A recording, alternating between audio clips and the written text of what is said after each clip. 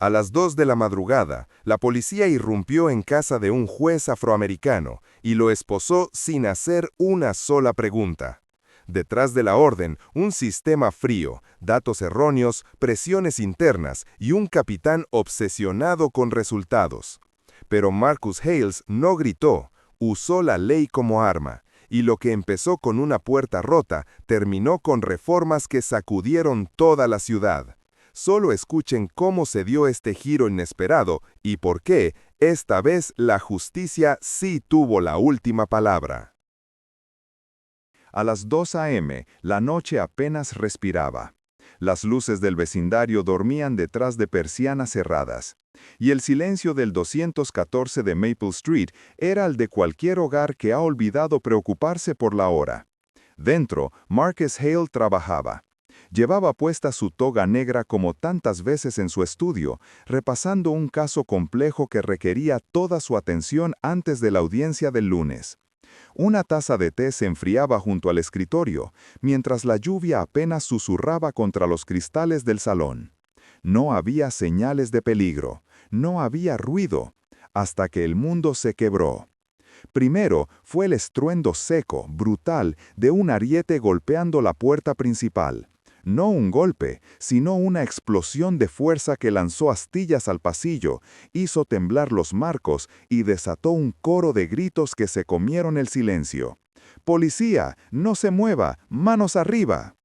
En un segundo, la sala se llenó de luz blanca, cortante, disparada desde linternas adheridas a rifles. Las sombras bailaban sobre los muebles, sobre los cuadros familiares, sobre los libros que Marcus organizaba con esmero. Él apenas alcanzó a dar 2 pasos desde el estudio. A las 2 a.m., la noche apenas respiraba. Las luces del vecindario dormían detrás de persianas cerradas, y el silencio del 214 de Maple Street era el de cualquier hogar que ha olvidado preocuparse por la hora. Dentro, Marcus Hale trabajaba. Llevaba puesta su toga negra, como tantas veces en su estudio, repasando un caso complejo que requería toda su atención antes de la audiencia del lunes. Una taza de té se enfriaba junto al escritorio, mientras la lluvia apenas susurraba contra los cristales del salón. No había señales de peligro, no había ruido, hasta que el mundo se quebró. Primero fue el estruendo seco, brutal, de un ariete golpeando la puerta principal. No un golpe, sino una explosión de fuerza que lanzó astillas al pasillo, hizo temblar los marcos y desató un coro de gritos que se comieron el silencio. «¡Policía! ¡No se mueva! ¡Manos arriba!». En un segundo, la sala se llenó de luz blanca, cortante, disparada desde linternas adheridas a rifles. Las sombras bailaban sobre los muebles, sobre los cuadros familiares, sobre los libros que Marcus organizaba con esmero. Él apenas alcanzó a dar 2 pasos desde el estudio. No gritó, no se defendió, solo levantó las manos. Todavía tenía la toga puesta.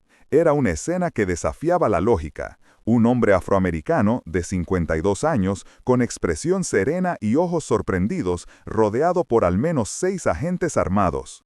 Su boca se entreabrió, no en protesta, sino en una pregunta muda. ¿Qué está pasando aquí? Uno de los agentes, el oficial Rick Dawson, notó la toga, notó también el rostro. Sus pasos vacilaron, y por un segundo el mundo pareció detenerse. La linterna tembló en su mano. Reconocía al hombre que tenía enfrente. Lo había visto en fotos oficiales, en recortes de periódico, incluso en las placas de mármol del juzgado del condado. Era el juez Marcus Hale. «¿Sir?», dijo Dawson, ahogado por su propia incredulidad. «Your Honor».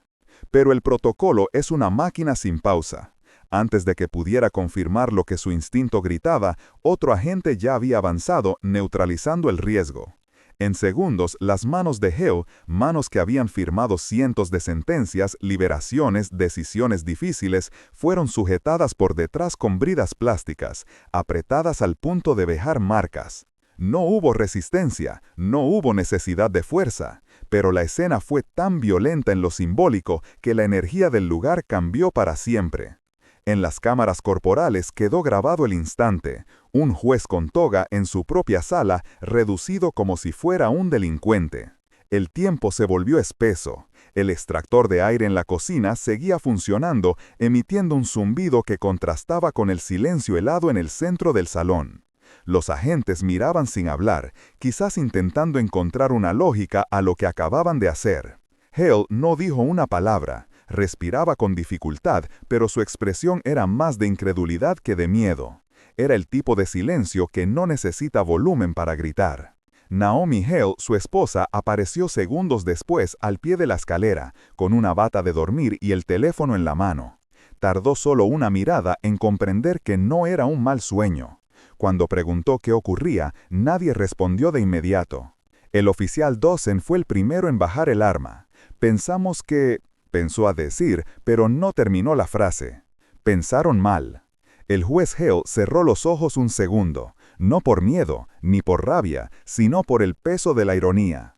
La ley que él había defendido durante 30 años acababa de entrar en su casa sin preguntar.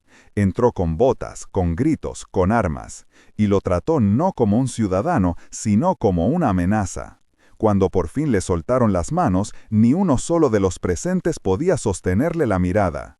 Aún así, ninguno pidió perdón. Solo mencionaron una orden, solo se escudaron en una confusión. Y luego se marcharon, dejando la puerta en el suelo, las luces encendidas y un silencio nuevo, el de alguien que por primera vez en su vida descubre que el sistema al que sirves también puede darte la espalda. La noche continuó, pero la justicia en esa casa se quedó parada junto al marco roto, esperando explicaciones. La orden fue clara, directa, casi impersonal. Resultados en 48 horas. Saquen armas ilegales antes del fin de mes. Era la frase que el capitán Wade Kincaid repetía como un mantra durante cada reunión del escuadrón. En su oficina, el mapa digital del distrito parpadeaba en tonos rojos, naranjas y amarillos, como si se tratara de un juego de guerra. En realidad, era el resultado de un sistema predictivo creado por una empresa llamada Aegis Risk, un proveedor privado que vendía inteligencia basada en datos. Arrestos pasados, denuncias, llamadas al 911, incluso publicaciones en redes sociales etiquetadas con ubicaciones calientes. Según el algoritmo, esa semana el cuadrante noreste, incluyendo Maple Street, estaba a punto de hervir. Pero no había fuego. Solo una combinación peligrosa, estadística sin contexto y presión sin pausa. Kincaid, veterano de la vieja escuela, creía que la fuerza no se discute, se ejecuta. Desde su escritorio, la realidad parecía simple. Si el número de armas bajaba, el riesgo también lo haría. Y si para eso se requería actuar antes de preguntar, entonces se actuaría. Fue así como llegó a la mesa un informe del informante registrado como Sable 3. A cambio de una cantidad en efectivo, Sable 3 ofreció una pista vaga. Un tal Marcus, moreno, con historial anterior, aunque no actual, supuestamente vinculado con movimientos sospechosos en una casa de Maple Street. La dirección que dio el informante estaba desactualizada, pero coincidía, en parte, con la de Marcus Hale. El apellido, H, la ubicación, la hora, todo cuadraba si uno no se detenía a mirar demasiado. Y nadie se detuvo. El oficial Rick Dawson, con 8 años de carrera, tomó la orden sin levantar preguntas. Su expediente era sólido, pero llevaba la cicatriz silenciosa de una suspensión por uso excesivo de recursos durante una redada anterior.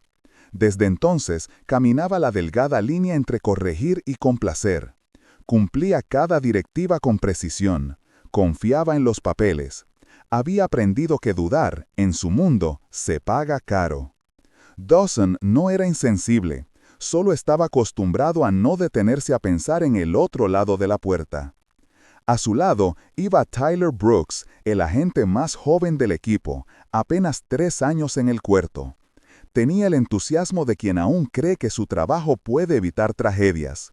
Desde que su hermano menor murió por una bala perdida en otro vecindario, demasiado parecido a este, Brooks se había prometido algo. Si hay que llegar, yo voy primero. No más funerales.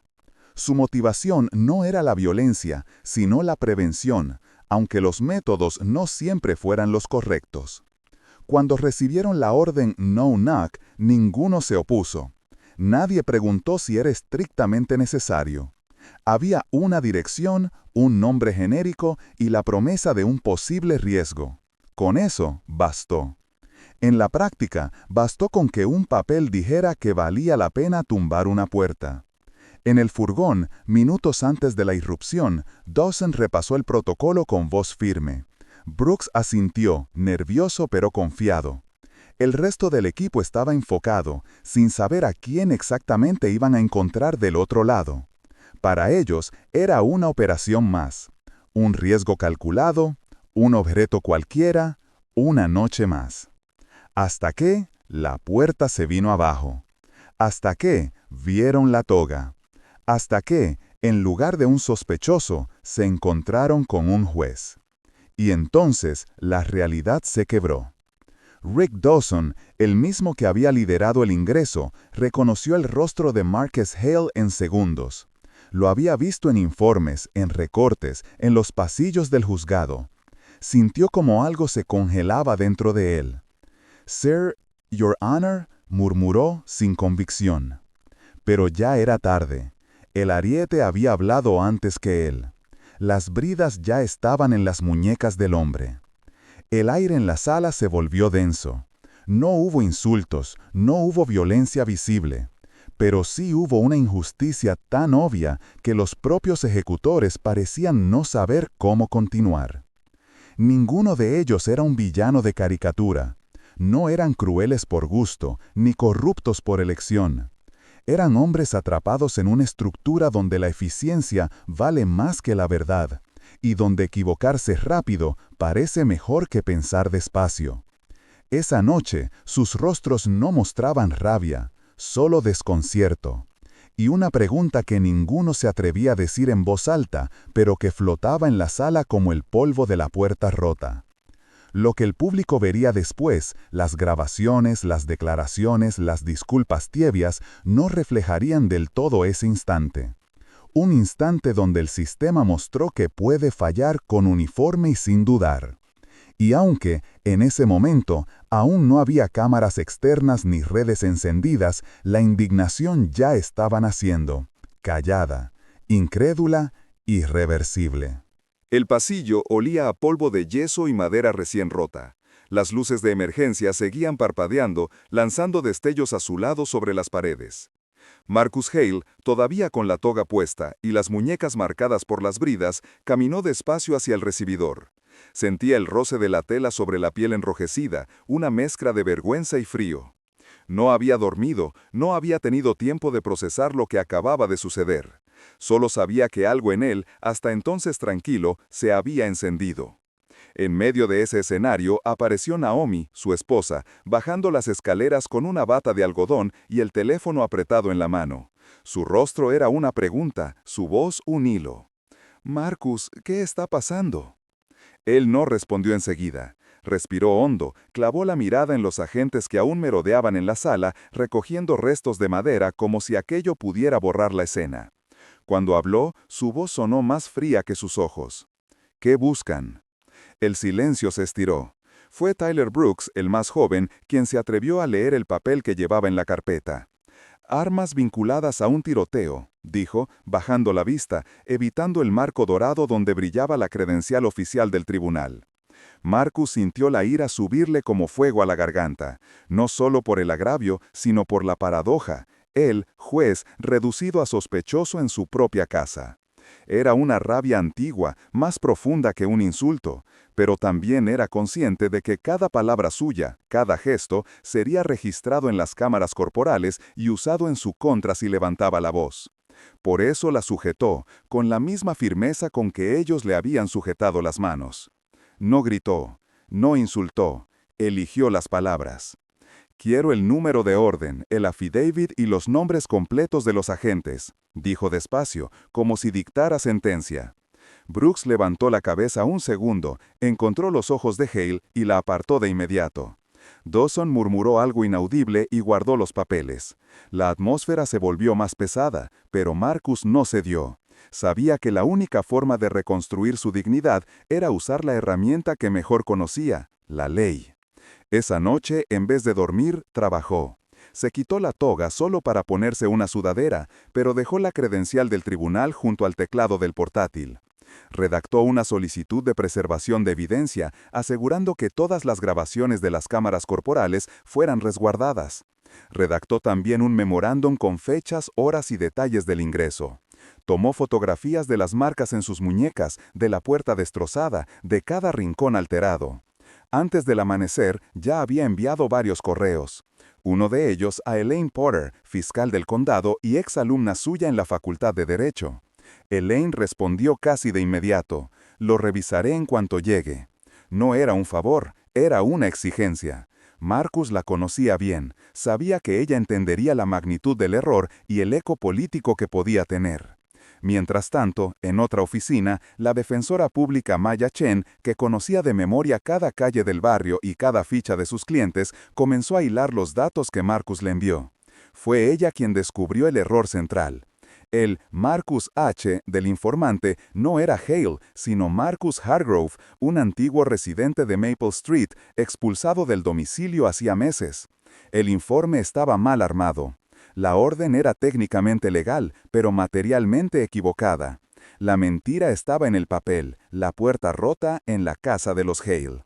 Con cada documento que reunía, Marcus sentía que su rabia encontraba forma, que el agravio se transformaba en un expediente sólido. No iba a responder con gritos ni con titulares, su respuesta iba a ser un caso, un proceso, una reforma. Cuando el sol entró por la ventana rota del pasillo, Naomi se le acercó con una taza de café. «¿No dormiste?», dijo. Marcus la miró y por primera vez desde la madrugada sonrió apenas. «No», respondió, «pero esto no va a quedarse aquí». Era la ira aprendiendo a hablar, no un estallido, no un puño, sino un lenguaje claro, preciso, que podía convertir un atropello en una causa, y una causa en un cambio. En ese momento, la historia dejó de ser solo la de un hombre humillado. Empezó a ser la de un juez que convirtió su indignación en estrategia y que estaba dispuesto a exponer, paso a paso, cómo un sistema entero podía equivocarse, con la puerta equivocada. 3 días después, la ironía del destino, o tal vez la justicia trabajando en silencio, quiso que los mismos hombres que habían irrumpido en la casa de Marcus Hale se encontraran frente a él, esta vez en un lugar donde el poder estaba claramente definido, la sala de audiencias. La causa era distinta, una audiencia de supresión de evidencias en un caso menor relacionado con una redada. No tenía nada que ver, al menos oficialmente, con la entrada forzada al 214 de Maple Street. Pero el azar del calendario, o tal vez algo más profundo, colocó a Hale en el estrado. La ley no permite que un juez presida su propio caso, pero sí le permite ejercer su función cuando las piezas del sistema necesitan examinarse con lupa. Y eso era exactamente lo que Marcus se proponía hacer. Entró con paso firme, vestido de negro, con una venda apenas visible cubriendo la muñeca izquierda. Su rostro no mostraba enojo, tampoco satisfacción, mostraba algo más difícil de interpretar: control absoluto. Al otro lado de la sala, el fiscal suplente, recién asignado por falta del titular, tragó saliva al ver quién presidía. Tenía en la mano una carpeta con los hechos del caso, pero en su mente ya pesaba otro archivo no escrito, el de los rumores que habían corrido por todo el edificio judicial desde el incidente. Sabía que cada palabra pronunciada ese día iba a resonar más allá de esa sala. Rick Dawson y Tyler Brooks, citados como testigos de procedimiento, entraron segundos después. Sus pasos eran rígidos, la postura forzada, el uniforme perfectamente ajustado, como si eso pudiera protegerlos de la incomodidad evidente. Brooks bajó la vista al cruzarse con Hale. Dawson mantuvo la mirada al frente, sin parpadear. Ambos sabían que el juez frente a ellos no estaba allí por venganza, pero tampoco por olvido. La sesión comenzó. Se expusieron los hechos básicos del caso: otra redada nocturna, otra orden basada en datos predictivos, otro barrio marcado en rojo por el mapa de Aegis Risk. Lo que nadie esperaba, excepto tal vez Marcus Hale, fue la forma en que la audiencia dio un giro. Con voz serena, con pausas medidas, el juez comenzó a hacer preguntas. No eran ataques, eran bisturís. ¿Cuántas órdenes no-knock se han emitido en el último trimestre? ¿Cuál es el porcentaje de verificación humana sobre los datos proporcionados por terceros? ¿Con qué frecuencia se actualiza la base de datos que utilizan para justificar estas acciones? ¿Reciben los informantes compensación económica directa? ¿Hay control cruzado sobre sus testimonios? Cada pregunta era una luz encendida en un cuarto que muchos preferían mantener oscuro. Los abogados consultaban papeles con manos tensas, los testigos empezaban a sudar. El público, funcionarios, reporteros, ciudadanos, llenaba los asientos del fondo con una atención contenida, como si intuyeran que estaban presenciando algo más grande que un procedimiento técnico. Entonces llegó el momento que nadie había previsto formalmente, pero todos esperaban en silencio. Hale pidió que se incorporaran al acta ciertos documentos de interés público. Entre ellos, un informe sobre las métricas de productividad exigidas por el departamento que mostraba que los equipos eran evaluados más por la cantidad que por su precisión. Los pagos realizados a informantes no verificados, donde se comprobaba que se habían entregado fondos por datos no confirmados. Y lo más alarmante, un análisis del sistema de coincidencia estadística que había confundido a Marcus Hale con Marcus Hargrove, no solo por el nombre, sino por un historial antiguo no actualizado. La sala no explotó en gritos, no lo necesitaba, el peso de los documentos hablaba por sí solo. Fue entonces cuando Brooks, visiblemente afectado, pidió hablar. Con la voz quebrada, admitió que al entrar en la casa reconoció la toga, que dudó, que quiso detenerse, pero que el protocolo, la presión y el miedo lo empujaron a seguir. No pidió perdón explícitamente, pero su tono era más elocuente que cualquier disculpa. Dawson, en cambio, mantuvo la compostura, aunque por dentro el impacto era evidente. En el fondo de la sala, el capitán Kincaid estaba presente. Cruzado de brazos, con la mandíbula tensa, observaba cómo el edificio de control que había construido empezaba a mostrar grietas. Ya no era solo un error puntual, era un modelo cuestionado frente a todos. Marcus Hale no hizo una sola acusación directa, solo dejó que los hechos hablaran, y los hechos hablaron con fuerza.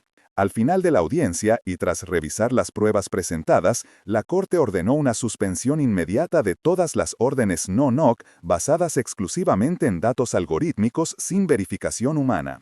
Además, se abrió una investigación interna con participación de observadores civiles externos y se solicitó un informe completo sobre el uso de informantes pagados. No fue un escándalo mediático, fue algo más poderoso, una corrección desde adentro, un giro que nació del control, no del caos. Y aunque Marcus Hale no dijo una palabra sobre su propia experiencia, todos sabían lo que estaba en juego.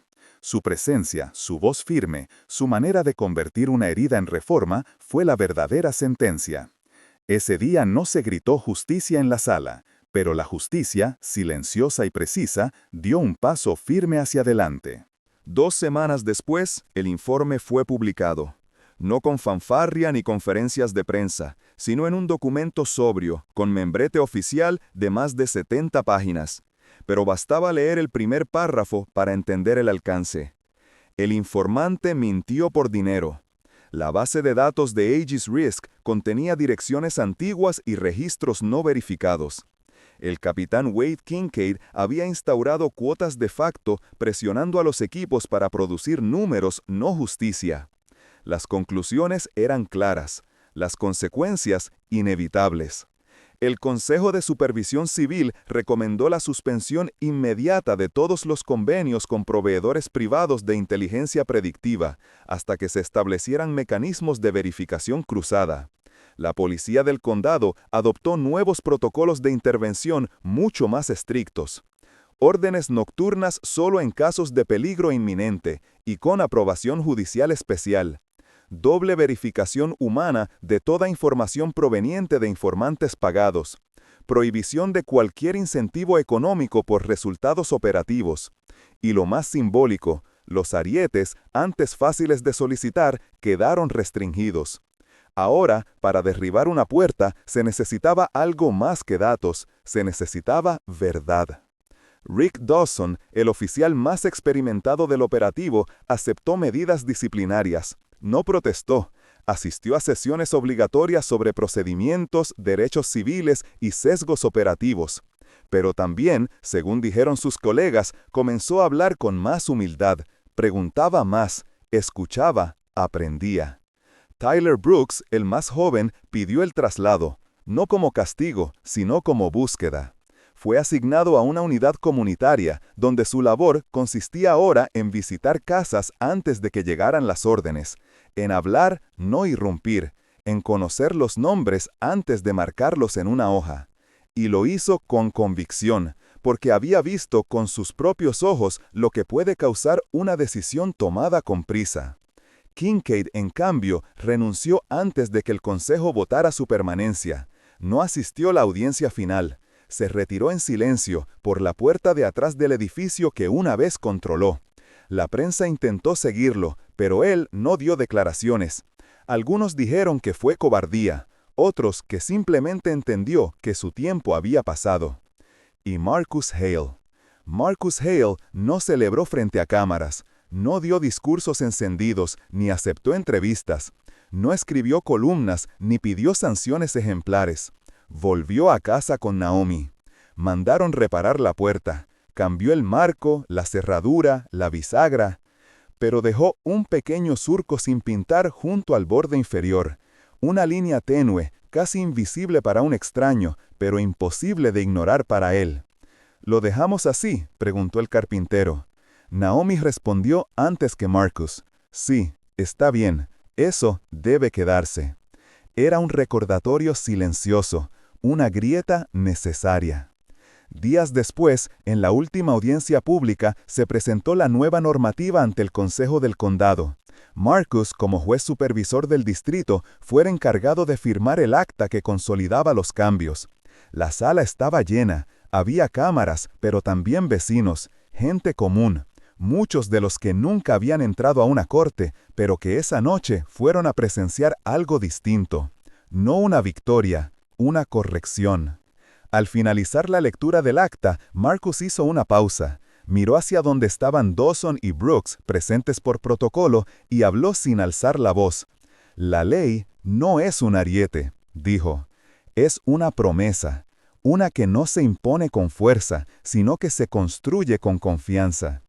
Hoy, ustedes también la sostienen. El silencio en la sala fue total. Y luego, como si todo el público exhalara al mismo tiempo, se sintió un alivio sutil, pero poderoso. No fue un aplauso, no fue venganza, fue satisfacción.